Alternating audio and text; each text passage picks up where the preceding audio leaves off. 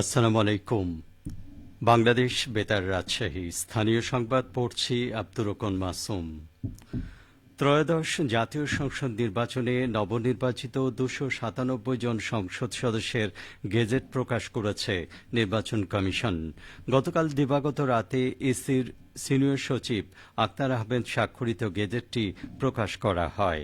এর আগে ১২ ফেব্রুয়ারি সারা দেশে উৎসবমুখর পরিবেশে ত্রয়োদশ জাতীয় সংসদ নির্বাচন ও সংবিধান সংস্কারের উপর জাতীয় গণভোট অনুষ্ঠিত হয়। গতকাল দুপুরে নির্বাচন কমিশন ২৯৭ আসনের চূড়ান্ত ফলাফল ঘোষণা করে। আনুষ্ঠানিকতা শেষে ওই ২৯৭ আসনের গেজেট প্রকাশ করেছে ইসি। গেজেটে জানানো হয়, গণপ্রতিনিধিত্ব আদেশ আরপিও ১৯৭২-এর ৩৯ নম্বর অনুচ্ছেদের দফা ৪ অনুযায়ী বাংলাদেশ নির্বাচন কমিশন সংসদীয় আসনভিত্তিক নির্বাচিত প্রার্থীদের নাম, পিতা বা স্বামীর নাম, মাতার নাম ও ঠিকানা প্রকাশ করেছে। এদিকে ত্রয়োদশ জাতীয় সংসদ নির্বাচনে অনুষ্ঠিত গণভোটে হ্যাঁ ভোট জয়ী হয়েছে। ভোট পড়েছে ৬০.২৬%। এর মধ্যে হ্যাঁ ভোট পড়েছে ৪,৮০,৭৪,৪২৯টি এবং না ভোট পড়েছে ২,২৫,৬৫,৬২৭টি। এতে হ্যাঁ ভোট জয়ী হয়েছে।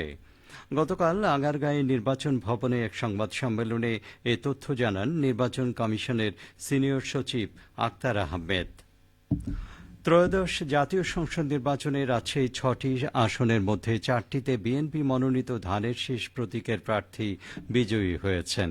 বাকি দুটিতে বিজয়ী হয়েছেন জামায়াত মনোনীত দাঁড়িপাল্লা প্রতীকের প্রার্থীরা।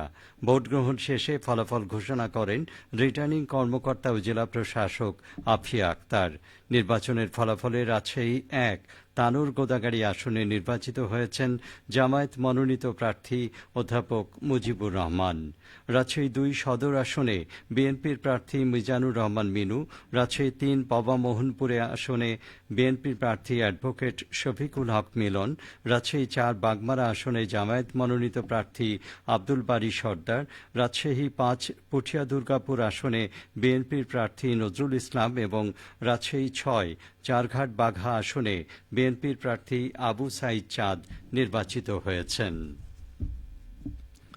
রাজশাহী বিভাগের অন্যান্য জেলার ভোটের ফলাফলে পাবনার ৫টি সংসদীয় আসনে বিএনপি মনোনীত ২ জন এবং জামায়াতে ইসলামীর মনোনীত ৩ জন বিজয়ী হয়েছেন। চাঁপাইনবাবগঞ্জের ৩টি সংসদীয় আসনে জামায়াত জয়লাভ করেছে। বগুড়ায় ৭টি আসনে বিএনপি চেয়ারম্যান তারেক রহমান সহ ধানের শীষের প্রার্থীরা জয়লাভ করেছেন। নাটোরের ৪টি আসনে বিএনপি প্রার্থীর বিজয় হয়েছে। নওগাঁ জেলার ৬টি সংসদীয় আসনের ফলাফলে ৫টিতে বিএনপি ও ১টিতে জামায়াত মনোনীত প্রার্থী জয়লাভ করেছেন। সিরাজগঞ্জের ৬টি সংসদীয় আসনের ৫টিতে বিএনপি, অপর একটি জয়ী হয়েছেন জামায়াতের প্রার্থী। বগুড়া ৫ আসনে নবনির্বাচিত জাতীয় সংসদ সদস্য গোলাম মোহাম্মদ সিরাজ বলেছেন, সবাইকে সঙ্গে নিয়ে সন্ত্রাস, দুর্নীতি ও মাদকমুক্ত সমাজ ব্যবস্থা গড়ে তুলতে চায়, সেদিকে বিশেষভাবে দৃষ্টি দিতে হবে। গতকাল ধুনট কেন্দ্রীয় শহীদ মিনার চত্বরে পৌর বিএনপি অঙ্গ সহযোগী সংগঠনের আয়োজনে জাতীয় নির্বাচন পরবর্তী নেতাকর্মীদের শুভেচ্ছা বিনিময় অনুষ্ঠানে প্রধান অতিথির বক্তব্যে তিনি এইসব কথা বলেন। শুভেচ্ছা বিনিময় অনুষ্ঠানে ধুনট পৌর বিএনপির সভাপতি ও সাবেক মেয়র আলিমুদ্দিন হারুন মণ্ডল সভাপতিত্ব করেন। এ সময় বক্তারা বলেন, দেশের ২০ কোটি জনগণের অধিকাংশ জনগণ যেভাবে চাইবে দেশ সেভাবেই পরিচালিত করার পরিকল্পনা নিয়ে বিএনপি এগিয়ে যাবে। নওগাঁ ৫ সদর আসনের নবনির্বাচিত সংসদ সদস্য মোহাম্মদ জাহিদুল ইসলাম ধুলু বলেছেন, নওগাঁ জেলা শহরের যানজট নিরসনে 4 লেন প্রকল্প বাস্তবায়ন ও জেলা স্টেডিয়ামকে আন্তর্জাতিক মানের স্টেডিয়াম হিসেবে গড়ে তোলার উপর অগ্রাধিকার ভিত্তিতে গুরুত্ব দেওয়া হবে। তিনি গতকাল সন্ধ্যায় জেলা বিএনপির কার্যালয়ে নেতাকর্মী ও সমর্থকদের সাথে শুভেচ্ছা বিনিময়কালে এইসব কথা বলেন। এ সময় তিনি আরও বলেন, যুবশক্তিকে দেশ গড়ার কাজে লাগাতে কর্মসংস্থান সৃষ্টি ও কৃষকদের উন্নয়নে সরকার নতুন নতুন পরিকল্পনা গ্রহণ ও বাস্তবায়ন করবে। নাটোরে পাট প্রণোদনা কর্মসূচির আওতায় জেলার মোট 4,000 কৃষকের জন্য বীজ ও রাসায়নিক সারের বরাদ্দ প্রদান করেছে সরকার। পাট প্রণোদনা খাতে জেলার কৃষকদের জন্য কৃষি মন্ত্রণালয় ব্যয় করছে প্রায় 18 লক্ষ টাকা।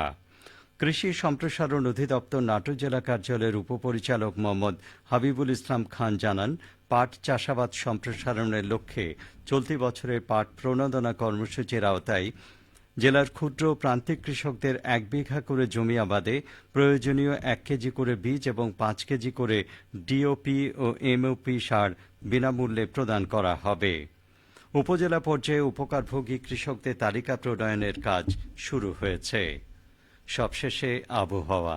আজ দুপুর 12টায় রাজশাহীতে তাপমাত্রা ছিল 25.5 ডিগ্রি সেলসিয়াস। এ সময় বাতাসে আপেক্ষিক আর্দ্রতার পরিমাণ 37%। রাজশাহী ও পার্শ্ববর্তী এলাকায় আজ সূর্যাস্ত সন্ধে 5টা 59 মিনিটে। সংবাদ শেষ হল। আমাদের পরবর্তী স্থানীয় সংবাদ দুপুর 2টা 5 মিনিটে।